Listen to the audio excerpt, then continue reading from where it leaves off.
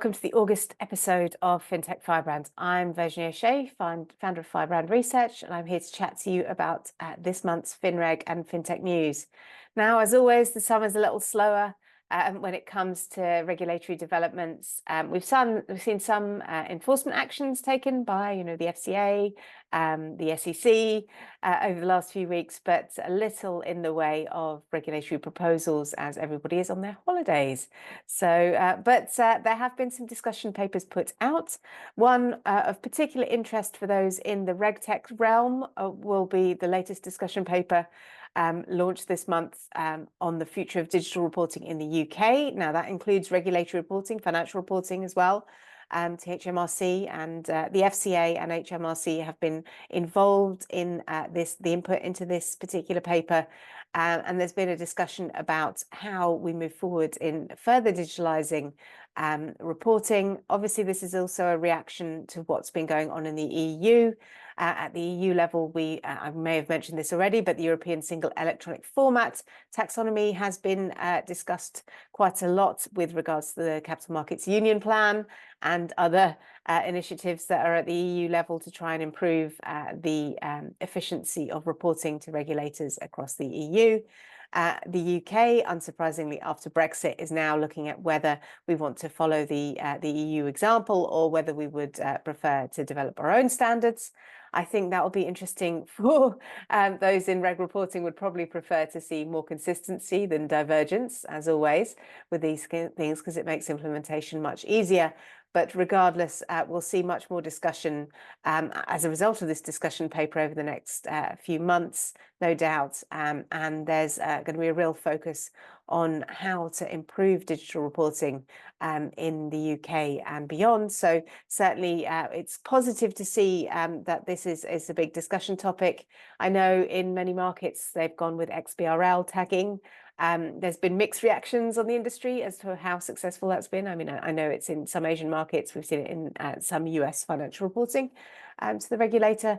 It's relatively expensive to implement, so there's going to be a cost to this stuff. So certainly a lot to think about from the reg reporting perspective, but definitely a topic that people will be talking about this year.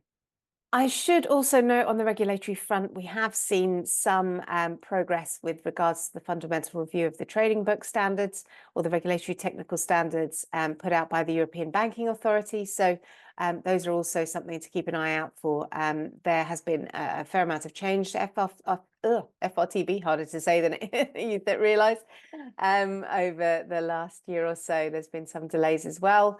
But we've now seen the EBA put out its final amendments to the RTS for FRTB to align those with what the changes have been made into the level 1 text, the regulation itself, with regards to new tests, new treatments for FX and commodity risk in the banking book, and the profit and loss attribution test in particular as well.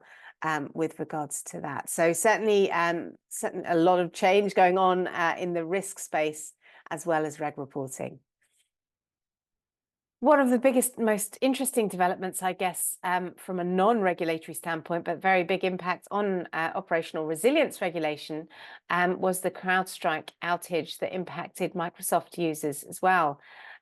Certainly that was something that perfectly highlighted why regulators are so concerned about the industry's use of certain providers for mission critical systems in particular, and the impact of the fourth and fifth parties used by those third party providers, and the whole supply chain impact with regards to technology, particularly as the industry uses more and more software as a service based solutions in the cloud. So it was interesting to see that this was not a cyber attack, as has been in the past with regards to some of the outages we've seen, but it was in fact caused by a relatively straightforward, or not so straightforward as it happened to be, software update that caused mass outages across various platforms, impacting not only financial services, but the broader industry, including flights.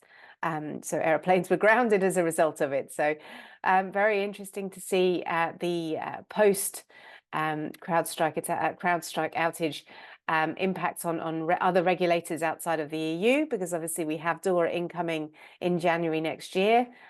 So that will be possibly reviewed in light of CrowdStrike, but I think a lot of the proposals do address some of the issues with regards to the CrowdStrike outage anyway. But will other regulators across the globe that have not already put out operational resilience requirements feel compelled to do so as a result of what happened earlier this month? So nice to see something being done about these things. Hopefully the next time a large outage like that happens, we'll have much more clarity about the ongoing impact of it and the scale of the impact, because it was not immediately obvious, but especially for regulators to understand as a result of DORA, for example, in the EU. But yes, we'll see if there are any more outages this year, potentially, obviously, given the increasing sophistication of cyber attacks, cyber crime. We do anticipate Firebrand that's going to be another topic for discussion later in the year again at some point. We've also seen on the outage front, we've also seen some of the broker apps having outages during the market volatility earlier in this month as well. So certainly that was another sort of incident that possibly will flag on the DORA perspective when there was a huge amount of volatility caused by some of the activity in the Japanese market impacting the global market. There's now been a lot of discussion about whether the US recession is actually finally going to happen as well. So certainly we've got the elections happening across the globe. So that's, and particularly in the US market, will nevertheless cause market volatility later in the year. So we'll see how much that volatility impacts outages again, potentially. But interesting to see how the market tries to adapt to rising volumes, increased volatility, the flotilla of black swans we seem to see every year. We've also got rising temperatures due to climate change that firms are having to adapt to. So a lot more risks that we have to monitor, and a lot of changes to market structure potentially in the future, but certainly other things to chew on with regards to how the retail market is being served, particularly in light of things like the consumer duty in the UK. So we've got to think about that from the investor perspective as well, if outages are impacting their ability to trade in markets. And that's certainly something that will cause more complaints than anything else going forward too.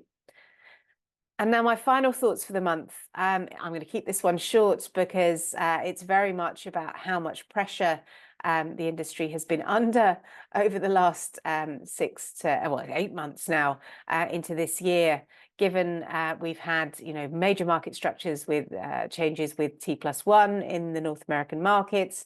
We've seen, as I mentioned, market volatility. There's a lot of geopolitical instability. There's a lot of stress among operations teams. And now I've sort of been talking to COOs and heads of operations and heads of network management and the like over the last few months. Certainly everybody does seem like they're very much under pressure. And I hope, given it's August, people are taking time out. The spectre of burnout is certainly a very worrying thing to see in the industry. I know a lot of firms cancelled holidays for some of their operations staff over the T+1 transition period and beyond for some individuals. So I really do hope people are getting some downtime. Don't answer emails. Get off social media if you can. And definitely get some downtime, because I think the back end of this year, given we've got DORA coming in January, we've got a lot to get done. And we've also got the spectre of T+1 changes in some APAC markets and in Europe and beyond. So certainly a lot to think about going into the second half of the year. Just take time out when you can.